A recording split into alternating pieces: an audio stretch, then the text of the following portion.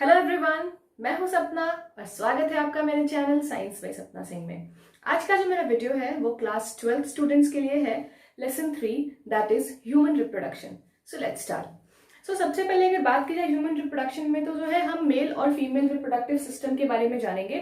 उसके लिए मैंने यहाँ पे जो है बोर्ड पे दोनों डायग्राम्स बना दी है, male and female reproductive system, and इनके जो फीचर्स हैं उनको हम जो भी ऑर्गन्स वगैरह हैं उनको हम कंपेयर भी करेंगे, जिससे कंपैरिजन से जो है आपको याद करना जो है वो थोड़ा सा आसान हो जाएगा, क्लियरिटी आएगी। अगर सबसे पहले बात की जाए आपके मेल रिप्रोडक्टिव सिस्टम में, तो सबसे प्राइमरी सेक्स ऑर्गन जो मेल रिप्रोडक्टिव सिस्टम में होता है that is your pair of testis. ये एक इस तरफ होता है, एक इस तरफ होता है। मैंने डायग्राम बनाया नहीं because I am not a good artist. So basically एक पेयर होता है, एक इस तरफ और एक इस तरफ। पेयर ऑफ टेस्टिस होता है which is in a bag called scrotum. ठीक है, स्क्रोटम में जो है वो होता है, जो आउटर जो बैग है that is known as scrotum. उसके अंदर जो है आपकी टेस्टिस रहती हैं। ये जो है वो एब्डोमिनल कैविटी के बाहर रहता है, बॉडी के जनरली बाहर रहता है। ये ऐसा क्यों होता है? बिकॉज टेस्टिस के अंदर ही जो है वो स्पर्म फॉर्मेशन होता है, स्पर्मेटोजेनेसिस प्रोसेस होती है, और उस प्रोसेस के लिए जो है वो टेम्परेचर जो है वो थोड़ा सा लो चाहिए as compare to body temperature. जो 37 डिग्री सेल्सियस आपका बॉडी टेम्परेचर होता है, उससे 2-3 डिग्री सेल्सियस जो है वो कम टेम्परेचर चाहिए होता है स्पर्मेटोजेनेसिस के प्रोसेस के लिए। That's why it is situated outside the abdominal cavity. ठीक है, तो प्राइमरी सेक्स ऑर्गन जो है वो है क्या है? Pair of testis. अगर बात की जाए फीमेल्स में, तो फीमेल्स में जो प्राइमरी सेक्स ऑर्गन है that is pair of ovaries, एक ये और एक ये, दो ओवरीज। तो इन्हें प्राइमरी इसलिए कहा गया है बिकॉज इनके बिना जो है वो रिप्रोडक्शन जो है वो पॉसिबल नहीं हो पाती है। बिकॉज जो गैमेट्स का फॉर्मेशन है, जो सबसे इंपॉर्टेंट चीज that is formation of gametes, वो जो है इनमें होता है, इन्हीं प्राइमरी सेक्स ऑर्गन्स में होता है, इसीलिए इन्हें प्राइमरी सेक्स ऑर्गन कहा जाता है सबसे फर्स्ट। ठीक है, the next is your secondary sex organs. तो सेकेंडरी सेक्स ऑर्गन्स जो है वो होते हैं जो गैमीट्स को जो है वो हेल्प करते हैं, गैमेट फॉर्मेशन के बाद उसके आगे जो है रिप्रोडक्शन प्रोसेस में हेल्प करते हैं। तो उसके लिए हमारे पास अगर बात की जाए मेल्स में, तो हमारे पास रीड टेस्टिस है, वास एफ्रेंशिया है, एपिडाइडिमिस है, वास डिफरेंस है, इजैकुलेटरी डक्ट है, ग्लैंड्स है, बहुत सारी ग्लैंड्स है। तो ये सारी चीजें जो है हेल्प करती हैं स्पर्म्स के फॉर्मेशन से लेकर उनके न्यूट्रिशन, उनकी मोटेलिटी वगैरह हर चीज को जो है पहुंचने में उनको न्यूट्रिशन प्रोवाइड करती है, लुब्रिकेशन प्रोवाइड करती है, सारी चीजों में हेल्प करती है स्पर्म्स को। That's why they are known as secondary sex organs. बात अगर की जाए फीमेल्स में, तो फीमेल्स में सेकेंडरी सेक्स ऑर्गन्स है fallopian tube, uterus, cervix, vagina. जो ये बाकी जो है after the formation of gametes, जो बाकी जो रिप्रोडक्टिव प्रोसेस है, जो भी फेज है, fertilisation, implantation and all that, वो जो है बाकी रिप्रोडक्टिव सिस्टम के बाकी पार्ट्स में होता है। लाइक फैलोपियन ट्यूब जहां पे फर्टिलाइजेशन होती है, यूट्रस जहां पे इम्प्लांटेशन होता है, सर्विक्स एंड वेजाइना जिसके थ्रू जो है वो स्पर्म जो है वो एंटर करता है। तो ये सारी चीजें हो गई सेकेंडरी सेक्स ऑर्गन्स। ठीक है, प्राइमरी सेक्स ऑर्गन्स मेल में पेयर ऑफ टेस्टिस, फीमेल्स में pair of ovaries. Secondary sex organs male में ये सारी चीजें rete testis, vas efferentia, epididymis, vas deferens, ये सारी चीजें जो है वो सेकेंडरी हो गई मेल्स में। फीमेल्स में अगर बात की जाएगी तो fallopian tube, uterus, cervix and vagina. ठीक है, उसके बाद the last thing is external genitalia, मतलब एक्सटर्नल अपीयरेंस जो होता है वो बाहर से मेल या फीमेल का कैसा होता है। तो मेल का जो एक्सटर्नल जेनेटिलिया होता है that is your penis, and females का जो एक्सटर्नल जेनेटिलिया होता है that is mons pubis, labia majora, labia minora, hymen and clitoris. ये जो है आउटर जो है वो स्ट्रक्चर होता है फीमेल का, and this is for mails. ये तो हो गया male and female reproductive system के पार्ट्स। ठीक है, अब इन सारे पार्ट्स, एक एक जो पार्ट्स हैं इन सारे प्राइमरी सेकेंडरी सेक्स ऑर्गन्स का जो भी फंक्शन है उसे हम एक एक करके अब डिटेल में पढ़ेंगे। अगर बात की जाए मेल्स में, तो मेल्स में जो है टेस्टिस जो होता है इसके अंदर जो है स्पर्म का फॉर्मेशन होता है। तो उसके लिए ध्यान से आप जरा देखिए, हर टेस्टिस के अंदर जो है इस तरह के कंपार्टमेंट्स होते हैं जिसको हम टेस्टिकुलर लोब्यूल्स बोलते हैं। इस तरह के टेस्टिकुलर लोब्यूल्स प्रेजेंट होते हैं, और हर लोब्यूल्स के अंदर जो है अंदर इस तरह से ऐसे ऐसे कॉइल्ड जो है सेमिनिफेरस ट्यूब्यूल्स प्रेजेंट होती हैं। इस तरह से अगर ये एक टेस्टिकुलर लोब्यूल है तो इसके अंदर जो है इस तरह से highly coiled seminiferous tubules present होती हैं। अब सेमिनिफेरस ट्यूब्यूल्स में जो है दो टाइप्स के सेल्स होती हैं। एक होता है स्पर्मेटोगोनिया, जो मेल जर्म सेल होता है जिसमें मियोटिक डिवीजन होती है और आगे चल के वो स्पर्म में कन्वर्ट हो जाता है। ठीक है, और दूसरा होता है सर्टिली सेल्स। तो सर्टिली सेल्स जो है वो स्पर्म्स को, स्पर्मेटोगोनियाज को जो है वो न्यूट्रिशन प्रोवाइड करने का काम करती है। पूरे डिवीजन टाइम में जो है, गैमेटोजेनेसिस के टाइम पे जो है न्यूट्रिशन जो है वो सर्टिली सेल्स जो है स्पर्मेटोगोनिया को, मेल जर्म सेल को प्रोवाइड करती है। अगेन उसके बाद जो है अगर आप ध्यान से देखिएगा तो कुछ साइड में जो है सर्टिली सेल्स के अराउंड जो है साइड में उसको कवर करके रखते हैं लेडिक सेल्स। तो लेडिक सेल्स क्या करते हैं, तो they secrete male hormone that is androgen. ठीक है, तो जब तक वो हार्मोन सिक्रीट नहीं होगा तब तक जो है सारे फंक्शंस, जो भी स्पर्म फॉर्मेशन वगैरह का फंक्शन है वो स्टार्ट नहीं होगा। तो लेडिक सेल्स जब एंड्रोजन सिक्रीट करते हैं, उसे जब पिट्यूटरी से LH और FSH आके उन्हें जब स्टिमुलेट करते हैं तो वो जो है एंड्रोजन हार्मोन सिक्रीट होता है, और एंड्रोजन हार्मोन जो है फिर जो है स्पर्मेटोजेनेसिस की प्रोसेस को आगे ले जाता है, स्टिमुलेट करता है, उन्हें कहता है कि now it's time to start making sperms. ठीक है, उसके बाद बात की जाए इजैकुलेटरी डक्ट की, तो इजैकुलेटरी डक्ट जो होता है वहां पे जो है स्पर्म्स को स्टोर किया जाता है और फिर वहां से जो है उसको ट्रांसपोर्ट किया जाता है। ठीक है, तो अगर आप ध्यान से देखिएगा तो सबसे पहले जो है वो टेस्टिकुलर लोब्यूल्स है। टेस्टिकुलर लोब्यूल्स से जब स्पर्म्स बन जाता है फॉर्म, और उसके बाद जो है वो रीड टेस्टिस में जाता है। रीड टेस्टिस के बाद जो है वासा एफ्रेंशिया में जाता है, वासा एफ्रेंशिया से वो एपिडाइडिमिस में जाता है, एपिडाइडिमिस से जो है वो वास डिफरेंस में आता है, और वास डिफरेंस से होते हुए इस तरह से यूरेथ्रा से होते हुए वो पेनिस के थ्रू, यूरेथ्रल मीटस के थ्रू जो है वो बॉडी से बाहर निकल जाता है, जैकुलेट हो जाता है।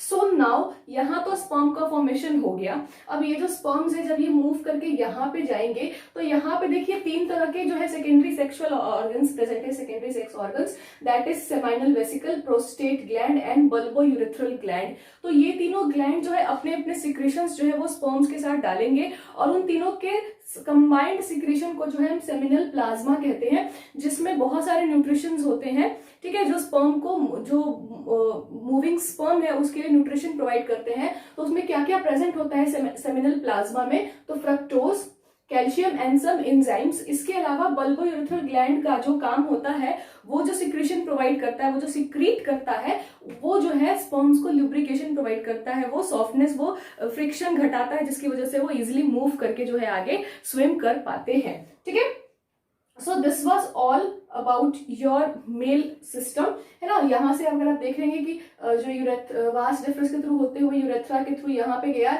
इन सारे ग्लैंड्स ने अपनी अपनी सिक्रेशंस डाली, एंड फ्रॉम यहाँ से, ठीक है, this is the external genitalia glands penis, उसके बाहर की ये स्किन है, फोरस्किन जिसे कहते हैं, दिस इज यूरेथ्रा, जिसको यूरिनोजेनाइटल डक्ट भी कहा जाता है, because this is the common passage in males, this is a common passage for urine and sperm, sperm and urine दोनों इसी पैसेज से निकलती है, this is your urinary bladder.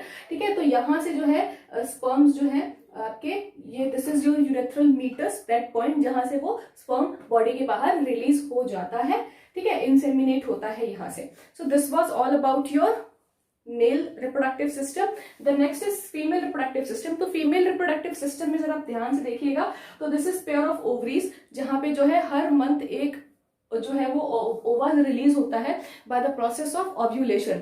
ठीक है, ओवरी में जो ओवा का फॉर्मेशन होता है, हम थोड़ी देर बाद पढ़ेंगे किस तरह से जो है follicles, primary follicle, secondary follicle, tertiary follicles and graphene follicles बनते हैं ओवरी के अंदर, और फिर जो है वो रिलीज हो जाते हैं। तो जहां पे वो रिलीज होते हैं वहां पे जो है यूट्रस का ये वाला पार्ट प्रेजेंट होता है, इस तरह से इनफंडिबुलम फिंगर लाइक प्रोजेक्शंस होती हैं जो उस ओवा को एब्जॉर्ब करते हैं, मतलब एक्सेप्ट करते हैं, वहां पे उसको रिसीव करने के लिए खड़े होते हैं। तो this is the infundibulum part. उसके बाद दिस पार्ट इज योर उठा हुआ साइड में जो पार्ट है, this is your ampulla, and this part is your isthmus. और इन तीनों को एक साथ जो है हम इस्थमस, एम्पुला, इनफंडिबुलम को एक साथ जो हम फेलोपियन ट्यूब कहते हैं। ये फेलोपियन ट्यूब जो है आगे जाके इस तरह से यूट्रस में आती है, एंड यूट्रस में यहीं पे जो है इम्प्लांटेशन होता है। तो यूट्रस की बेसिकली 3 लेयर्स है। सबसे अंदर वाली लेयर जो होती है उसको हम एंडोमेट्रियम कहते हैं, विच अंडरगो साइक्लिक चेंजेस। ठीक है, बिकॉज हर मंथ जो है वो फर्टिलाइजेशन नहीं होता है, तो हर मंथ जो है वो एंडोमेट्रियम वॉल्स अपने आप को प्रिपेयर करते हैं फर्टिलाइजेशन के लिए, बट व्हेन जब फर्टिलाइजेशन नहीं होता है तो उसमें बहुत सारी चेंजेस आती है, वॉल्स जो है डिजनरेट कर जाती है, जिनके बारे में हम मेंस्ट्रुएशन में पढ़ेंगे। ठीक है, the next is myometrium. Myometrium जो वॉल है, दिस वॉल, ये जो है eight the time of delivery, जब बेबी पार्चुरेशन होने वाला होता है उस टाइम पे ये स्ट्रॉन्ग कॉन्ट्रैक्शंस जो है एग्जिबिट करती है, बहुत ज्यादा कॉन्ट्रैक्शन, रिलैक्सेशन कॉन्ट्रैक्शन कॉज करती है यूट्रस में, जिसकी वजह से जो है वो बेबी की डिलीवरी पॉसिबल हो पाती है। ठीक है, एंड सबसे नीचे वाला the last is your perimetrium. उसके बाद अगर बात की जाए यहाँ से, तो this is your cervix, and this region जहां से जो है स्पर्म एंटर करता है या फिर जहां से बेबी जो है वो बाहर डिलीवर होता है, this is your cervical canal and vagina. Basically cervical canal और वेजाइना मिलके जो है this forms your birth canal eight the time of delivery. यहाँ पे जो बेबी इम्प्लांट होता है वो आगे चल के आगे यहीं से डिलीवर होता है, प्लस स्पर्म्स के लिए भी जो यही रास्ता है, यहीं से स्पर्म जो है वो फेलोपियन ट्यूब तक पहुंच के ओवा को फर्टिलाइज करते हैं। ठीक है, now the next process is your gametogenesis, जिसमें हम गैमेट्स फॉर्मेशन के बारे में पढ़ेंगे। सी मेल और फीमेल में जो गैमेट फॉर्मेशन की जो प्रोसेस है वो काफी ज्यादा डिफरेंट है, बिकॉज मेल्स में जो पूरा प्रोसेस है गैमेटोजेनेसिस का, स्पर्मेटोजेनेसिस का जो पूरा प्रोसेस है वो स्टार्ट होता है after puberty, after attaining the sexual maturity. जब सेकेंडरी सेक्सुअल कैरेक्टर्स डेवलप होना स्टार्ट करते हैं, प्यूबर्टी जो एडोलेसेंस एज में जो है प्यूबर्टी आती है, उसके बाद पूरा जो है प्रोसेस स्टार्ट होता है। बट फीमेल्स में ऐसा नहीं है। फीमेल्स में when a female is on embryo stage, जब वो फीमेल खुद एक एम्ब्रियो होती है, ठीक है, इन द मदर्स वॉर्म, उस टाइम पे ही जो है वो ओवरीज के अंदर जो है वो ओवा का फॉर्मेशन जो है वो स्टार्ट हो जाता है, ऊगोनिया का फॉर्मेशन। ठीक है, उसी टाइम से जो है वो सारी जो ऊगोनिया सेल्स है वो बनना स्टार्ट हो जाती हैं, एंड वहां पे जाके हाफ स्टेज में जाके प्रोफेज 1 स्टेज में जाके अरेस्ट हो जाती हैं, और वहां पे जो है वो प्रोसेस रुक जाता है आधे में, और वो प्रोसेस रुका रहता है तब तक जब तक प्यूबर्टी नहीं आती है। आफ्टर प्यूबर्टी जो है वो प्रोसेस फिर से आगे स्टार्ट होता है। ठीक है, सो क्वाइट डिफरेंस है दोनों में, बट हम अगेन दोनों के जो है प्रोसेस को, गैमेटोजेनेसिस को, स्पर्मेटोजेनेसिस है या oogenesis है, इन दोनों प्रोसेस को कंपेयर करके पढ़ेंगे। कंपैरिजन से जो है क्लैरिटी ज्यादा आएगी। ओके, सो एक्सटर्नल जेनेटिलिया में अगर फीमेल्स की एक्सटर्नल जेनेटिलिया की बात की जाए तो एक और चीज प्रेजेंट होती है, that is the presence of mammary gland. ठीक है, तो मेमरी ग्लैंड जो है उसका फंक्शन होता है मिल्क प्रोड्यूस करना। जो बेबी बर्थ लेगा उसके फीडिंग के लिए जो है मिल्क जो है वो प्रोड्यूस होता है। सो बेसिकली मेमरी ग्लैंड के अंदर कुछ ग्लैंडुलर टिश्यूज होते हैं, ठीक है, एंड सम वेरिएबल फैट होता है। ठीक है, तो ग्लैंडुलर टिश्यूज के अंदर जो है हर एक ग्लैंडुलर टिश्यू में, each glandular tissue contains 15 to 20 memory lobes होती हैं। ठीक है, और उनके अंदर फिर एल्विलाई होता है जिनके अंदर से मिल्क सिक्रीट होता है, मिल्क प्रोड्यूस होता है। और ये जो है एल्विलाई, ये जाके जो है एक तरह से एक पैसेज है, इस तरह से समझो कि पूरे जो शहर का जो वाटर का सप्लाई है उसका एक पैसेज होता है ना। जो डिफरेंट जगह से जो है, मान लो कि लाइक एक जगह से जो है बहुत सारे मोटे मोटे पाइप्स गए जो डिफरेंट एरियाज में जाते हैं, फिर अलग अलग एरियाज में जो है और पतली पाइप्स जाती हैं जो सबके घर तक जाती हैं। इसी तरह से जो है ये ग्लैंडुलर टिश्यूज के अंदर मेमरी लोब्स होती हैं, उनके अंदर फिर एल्विलाइज होते हैं, बहुत सारे एल्विलाइज होते हैं, और एल्विलाई के अंदर जो है वो मतलब वो जो मिल्क सिक्रीट करते हैं फिर वो नेक्स्ट चैनल में जो डालते हैं, डक्ट्स में डालते हैं, पाइप लाइक, ट्यूब लाइक, जिसको हम मेमरी डक्ट बोलते हैं। और ये सब मिलके जो है एम्पुला बनाते हैं, सारे डक्ट्स एक जगह आके कंबाइन हो जाते हैं और उस जगह को हम मेमरी एम्पुला कहते हैं, और वहीं से जो है मिल्क बाहर रिलीज होता है। ठीक है, so the next is the process of gametogenesis. ठीक है, तो गैमेटोजेनेसिस होता है process of formation of male and female gametes in testis and ovary respectively. ठीक है, तो मेल और फीमेल में जो गैमेट्स का प्रोडक्शन होता है, मेल फीमेल गैमेट्स जो बनती हैं, उसी प्रोसेस को हम गैमेटोजेनेसिस कहते हैं। गैमीट मतलब गैमीट और जेनेसिस मतलब फॉर्मेशन, बनना। ठीक है, सो मेल्स में जो है टेस्टिस में स्पर्म प्रोड्यूस होता है, और फीमेल्स में ओवरी में जो है वो ओवा रिलीज होता है, ओवा प्रोड्यूस होता है, फॉर्म होता है। तो अभी किस किस तरह से होता है, तो मेल्स में जो है स्पर्मेटोजेनेसिस कहते हैं उस प्रोसेस को, जिस प्रोसेस से स्पर्म फॉर्म होता है, मेल गैमीट फॉर्म होता है, उस प्रोसेस को हम स्पर्मेटोजेनेसिस कहते हैं। फीमेल्स में उस प्रोसेस को हम oogenesis कहते हैं। Formation of female gamete is known as oogenesis। तो देखो स्पर्मेटोजेनेसिस काफी ज्यादा सिंपल है, इनको फिर से हम कंपेयर करेंगे किस तरह से जो है वो डिवाइड होके कैसे क्या करते हैं। बट एक मैंने कंपैरिजन दिया है कि लाइफ में किस स्टेज पे मेल और फीमेल में जो है ये प्रोसेस स्टार्ट होता है। तो मेल्स में अगर आप ध्यान से देख रहे हैं तो जो टेस्टिस के अंदर जो इमेच्योर जर्म सेल्स हैं, जिन्हें आप स्पर्मेटोगोनिया भी कहते हैं, वो स्पर्मेटोगोनिया, इसे आप जो है वो मेल मदर से सॉरी गैमीट सेल भी कहते हैं। तो फीमेल जर्म सेल्स जिसे आप स्पर्मेटोगोनिया भी कहते हैं, ठीक है, वो जो है स्पर्म प्रोड्यूस करता है, यही जो है आगे चल के बाय मियोसिस डिवीजन होता है, उसमें उसके बाद जो है मैच्योरिटी होती है। ठीक है, और उस प्रोसेस से जो है वो मेल स्पर्म बनाता है, स्पर्म प्रोड्यूस करता है by the process of spermatogenesis. और ये जो प्रोसेस है वो मेल्स में प्यूबर्टी के साथ शुरू होता है, द टाइम ऑफ प्यूबर्टी, जब सेकेंडरी सेक्सुअल कैरेक्टर्स पूरे डेवलप हो जाते हैं तब जो है मेल्स में ये स्टार्ट होता है ये प्रोसेस 14 टू 16 ईयर्स के बीच में। जब एक मेल प्यूबर्टी गेन कर लेता है, प्यूबर्टी एज पे पहुंच जाता है, तो उसके बाद जो है ये स्टार्ट होता है प्रोसेस। बट फीमेल्स में ऐसा कुछ भी नहीं है, फीमेल्स में जो है ये process starts during embryonic development.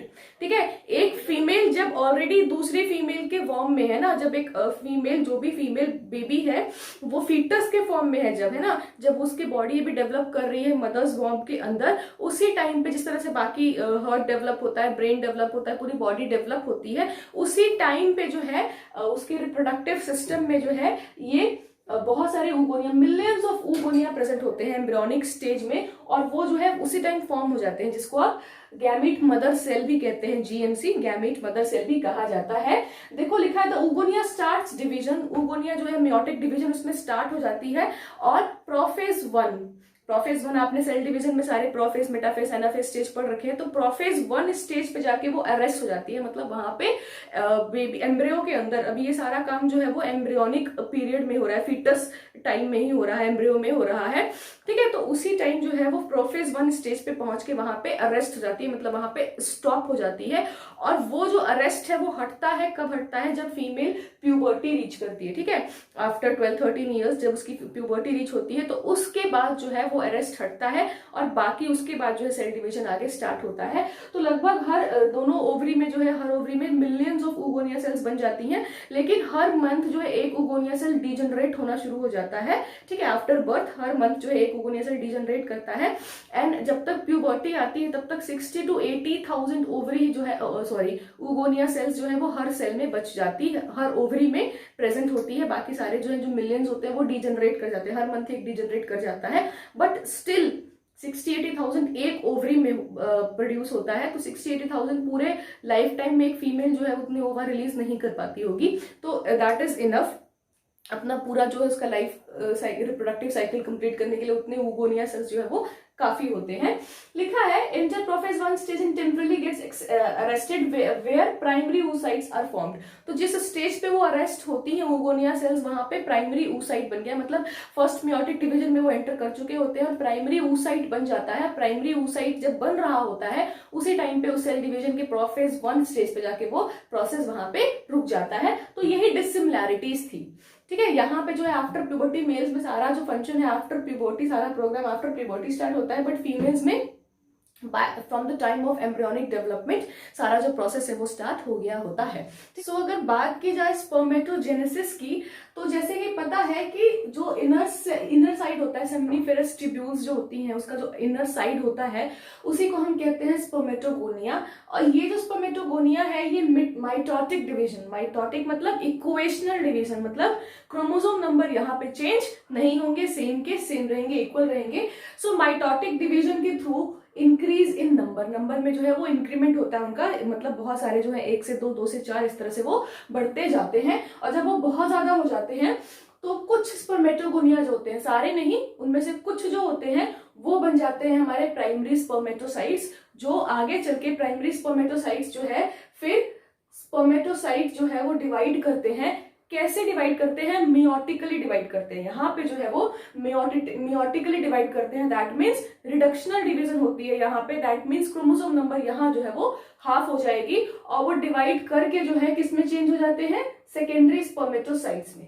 ठीक है, सेकेंडरी स्पर्मेटोसाइट में जब वो चेंज हो जाते हैं तो उनकी क्रोमोसोम नंबर जो है वो हाफ हो जाती है, दैट इज 23 हो जाती है। उसके बाद सेकेंडरी स्पर्मेटोसाइट में सेकेंड मियोटिक डिवीजन होता है। सेकेंड मियोटिक डिवीजन जो है वो फिर माइटोटिक डिवीजन के टाइप होता है, वहां पे फिर जो है रिडक्शन नहीं होती है। फर्स्ट मियोटिक डिवीजन में ही जो है सिर्फ और सिर्फ क्रोमोसोम्स के नंबर में रिडक्शन होता है। सेकेंड मियोटिक डिवीजन से जो है सेकेंडरी स्पर्मेटोसाइट्स जो होते हैं वो स्पर्मेटिड्स में बदल जाते हैं। किस पे बदल जाते हैं? स्पर्मेटिड्स में। स्पर्मेटिड्स जो होते हैं वो इमेच्योर स्पर्म्स होती हैं, और ये जो है फिर से mature sperms that is spermatozoa में चेंज हो जाते हैं। तो स्पर्मेटिड से जो है मेच्योर स्पर्म्स बनने की जो प्रोसेस है उसको हम कहते हैं स्पर्मियोजेनेसिस। यहां से लेकर यहां तक की पूरी प्रोसेस को स्पर्मेटोजेनेसिस कहते हैं। लेकिन स्पर्मेटिड से जो है स्पर्मेटोजोआ मैच्योर स्पर्म में चेंज होने की प्रोसेस को हम स्पर्मियोजेनेसिस कहते हैं। ठीक है, अब जो ये चेंजेस होते हैं ये आफ्टर प्यूबर्टी होते हैं, ये तो हमें पता है। तो आफ्टर प्यूबर्टी बॉडी में आखिर ऐसा क्या होता है कि ये चेंजेस जो है इस तरह के मतलब स्पर्म फॉर्मेशन जो है स्पर्मेटोजेनेसिस जो है वो स्टार्ट हो जाए। तो आफ्टर प्यूबर्टी क्या होता है, तो हमारे कुछ हार्मोन्स जो है वो रिलीज होना स्टार्ट हो जाते हैं। उनकी रिलीज में जो है सिक्रेशन में इंक्रीमेंट आता है, बहुत ज्यादा मात्रा में वो इंक्रीज होना शुरू हो जाते हैं, जिसकी वजह से ये सारा प्रोसेस जो है वो चलता है। तो कहां से शुरू होता है, तो सबसे पहले हार्मोनल चेंजेस जो है प्यूबर्टी के टाइम पे हाइपोथैलेमस से स्टार्ट होता है। तो हाइपोथैलेमस में जो है जीएनआरएच की सिक्रेशन बहुत ज्यादा बढ़ जाती है। तो जीएनआरएच क्या होता है, gonadotropin releasing hormone.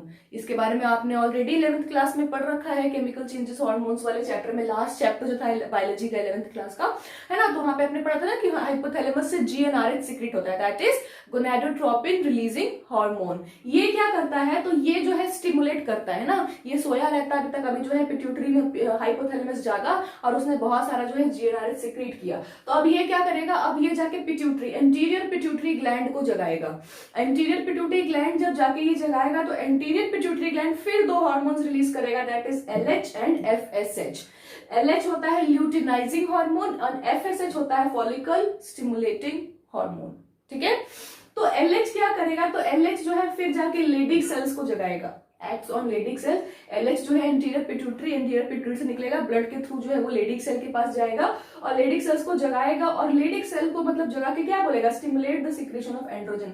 Leydig cell को जगा के बोलेगा कि अब आप एंड्रोजन जो है उसकी सिक्रेशन स्टार्ट करो। Androgen is a male hormone, you guys know, है ना। इसके बारे में भी आप लोगों ने 11th क्लास में ही पढ़ रखा है। तो ये मेल हार्मोन है और यही मेल हार्मोन जब बॉडी में रिलीज होना स्टार्ट होता है मेल ऑर्गन, मेल ह्यूमन के, तब जो है यही मेल हार्मोन जो है वो स्पर्मेटोजेनेसिस की प्रोसेस को स्टार्ट करता है, जगता है। जब ये जाग जाता है तब जो है ये स्पर्मेटोजेनेसिस की प्रोसेस को स्टार्ट करता है। तो ये टाइम, ये सारा कुछ कब हो रहा है, eight the time of puberty. Puberty के बाद ही जीएनआरएच सिक्रेट हो रहा है, वो एलएच को स्टिमुलेट कर रहा है, फिर वो लेडी सेल को स्टिमुलेट कर रहा है, तो वो एंड्रोजन सिक्रेट कर रहा है, फिर एंड्रोजन जो है स्पर्मेटोजेनेसिस की प्रोसेस को आगे बढ़ा रहा है। ठीक है, उसके बाद एफएसएच का क्या काम है भैया, तो एफएसएच जो है वो सर्टोली सेल्स पे काम करता है और ये भी कुछ फैक्टर्स सिक्रीट करता है, रिलीज करता है, जो स्पर्मेटोजेनेसिस की प्रोसेस में हेल्प करता है, उसे हेल्प करने में मदद करता है। इस चीज को जो है आपको डिटेल में नहीं पढ़ना है 12th क्लास में, ठीक है, इतना ही आपको जानना है। ठीक है, तो अब जो है आपका मैच्योर स्पर्म जो है ये सारे हार्मोन्स की वजह से, ये इस प्रोसेस से, स्पर्मेटोजेनेसिस से एक मैच्योर स्पर्म रेडी है। मैच्योर स्पर्म आपका कुछ इस तरह का दिखता है। अगर आपको सुंदर स्पर्म देखना है तो आप एनसीईआरटी की बुक देख सकते हैं, मेरे हाथों से जैसा बना मैंने बना दिया। ठीक है, तो सबसे आउटर जो कवरिंग होती है that is known as plasma membrane, जो आउटर कवरिंग जो सेल की, हर सेल की होती है। तो it is also type of sperm, is a type of cell, एक स्पेशल टाइप ऑफ सेल है, गैमीट है। ठीक है, तो इसकी भी आउटर मेम्ब्रेन जो है प्लाज्मा मेम्ब्रेन है। ये बीच में इसका बड़ा सा न्यूक्लियस है जिसमें क्रोमोसोम प्रेजेंट है, मेल न्यूक्लियस, है ना, यही मेल गैमीट है बेसिकली, यही दिस इज द न्यूक्लियस जिसको फीमेल के ओवा तक पहुंचाने के लिए सारा तामझाम हो रहा है मेल बॉडी में। ठीक है, उसके ऊपर यहाँ पे अगर बात की जाए तो दिस इज योर एक एंजाइम प्रेजेंट होता है, एक्रोसोम, एक बैग लाइक होता है एक्रोसोम। ठीक है, उसमें एंजाइम होता है। ठीक है, उसमें वो एंजाइम्स प्रेजेंट होते हैं जब ये स्पर्म ओवा के पास जाएगा।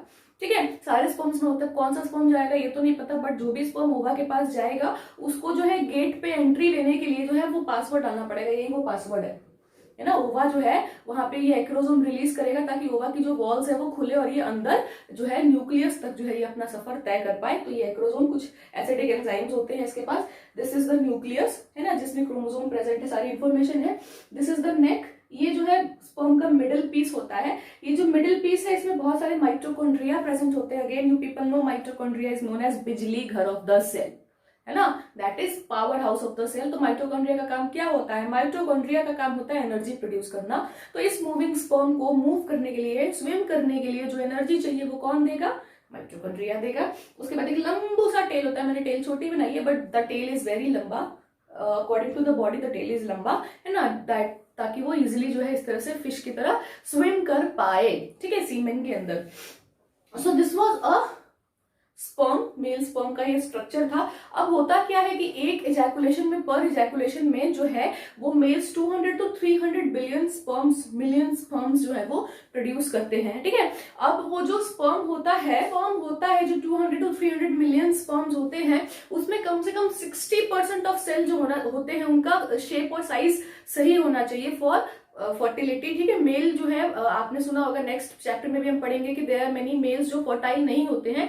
क्यों नहीं होते हैं? क्योंकि हो सकता है कि उनके स्पर्म की जो क्वालिटी है वो उतनी अच्छी नहीं है, उसका जो शेप साइज है वो अच्छा नहीं है। जरूरी नहीं है कि वो जो 200-300 मिलियन स्पर्म्स है वो सारे के सारे अच्छी क्वालिटी के ही हो, लेकिन उसमें एटलीस्ट 60% जो है वो अच्छी शेप साइज का होना चाहिए, और उनमें से जो 40% जो है उनकी मोटिलिटी काफी अच्छी होनी चाहिए। मोटिलिटी रेट मतलब वो इजिली मूव करने वाले होने चाहिए, स्विम करने लायक होने चाहिए, तभी जाके जो है वो ओवा को फर्टिलाइज कर पाएंगे, ठीक है। इसके अलावा ये जो स्पर्म है ये तो टेस्टिस में फॉर्म हो गया, epididymis, vas deferens, prostate gland, seminal vesicles, वो सारी चीजें जो मैंने इसके पहले पढ़ाई थी आपको, वो सब अपना अपना सिक्रीशंस जो है जब स्पर्म के साथ डालते हैं, दैट इज उसको हम सेमिनल प्लाज्मा भी कहते हैं, मैंने आपको बताया था।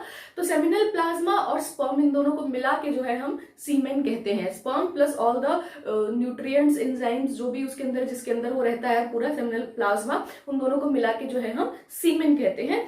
नाउ अब जो है हम oogenesis के बारे में जानेंगे, that is gamete formation in females. So अगर बात की जाए oogenesis की, तो फॉर्मेशन ऑफ ओवा, ठीक है, ओवरी के अंदर, फीमेल ओवरी के अंदर ओवा के फॉर्मेशन की प्रोसेस को ही जो है हम oogenesis कहते हैं। तो ये जो है प्रोसेस, जैसा कि मैंने पहले ही बताया था कि at the time of embryonic development, foetus के अंदर ही जो है ओवा का फॉर्मेशन जो है वो स्टार्ट हो जाता है। बाय बर्थ, आफ्टर प्यूबर्टी नहीं होता है, बिफोर बर्थ से ही जो है ये प्रोसेस स्टार्ट हो जाती है। सो क्या होता है, जो जर्मिनल एपिथेलियम के जो सेल्स हैं in ovary gets differentiated into egg mother cell, वो जो है डिफरेंशिएट करते हैं। एक बार जब एक फीटस का सेक्स डिसाइड हो गया कि दैट फीटस इज फीमेल, उसकी जब ओवरीज बन जाती हैं, पूरा जो बॉडी ऑर्गन्स वगैरह बन रहे होते हैं डेवलपमेंट के टाइम पे, जब ओवरीज का डेवलपमेंट होता है तो फिर उन ओवरीज के अंदर जो जर्मिनल एपिथेलियम की सेल्स हैं वो डिफरेंशिएट करके एग मदर सेल या फिर oogonia बना लेती है। Ovary in the foetus, foetus के इनसाइड ही हो जाता है। उसके बाद ये oogonia जो है माइटोटिकली डिवाइड करती है। Mitotic division that means equational division, यहाँ पे अभी क्रोमोसोम नंबर जो है हाफ नहीं होती है, और फिर वो क्लस्टर ऑफ सेल्स बना लेती है इस तरह से स्ट्रोमा। स्ट्रोमा से जो है आगे चल के प्राइमरी oocyte बनता है, ठीक है, और वो प्राइमरी oocyte में जो है फिर प्राइमरी oocyte में मेयोटिक डिवीजन स्टार्ट होता है। तो प्राइमरी oocyte जो है सबसे पहले क्या होता है, तो उसके ऊपर कुछ ग्रेनुलोसा सेल्स की जो है एक लेयर चढ़ जाती है। ग्रेनुलोसा सेल्स जो है प्राइमरी oocyte को कवर कर लेते हैं और बना लेते हैं प्राइमरी फॉलिकल। उसके बाद some more granulosa cells gets covered, है ना, प्राइमरी फॉलिकल के ऊपर और ग्रेनुलोसा सेल्स की जो है वो कवर इस तरह से चढ़ जाती है और वो बना लेते हैं सेकेंडरी फॉलिकल। मोर ग्रेनुलोसा सेल्स से जो है सेकेंडरी फॉलिकल बना लेते हैं, और फिर और ज्यादा ग्रेनुलोसा सेल्स कवर होती है और टर्शियरी फॉलिकल बना लेते हैं। प्लस टर्शियरी फॉलिकल में एंट्रम आ जाता है, एक फ्लूइड फिल कैविटी, ठीक है। ग्रेनुलोसा सेल्स के अंदर जो है आपकी oocyte के साथ साथ जो है प्राइमरी oocyte के साथ साथ जो है आपकी एक इस तरह से फ्लूइड फिल्ड कैविटी भी आ जाती है, जिसको हम एंट्रम कहते हैं। ये निशानी है टर्शरी फॉलिकल की, ठीक है।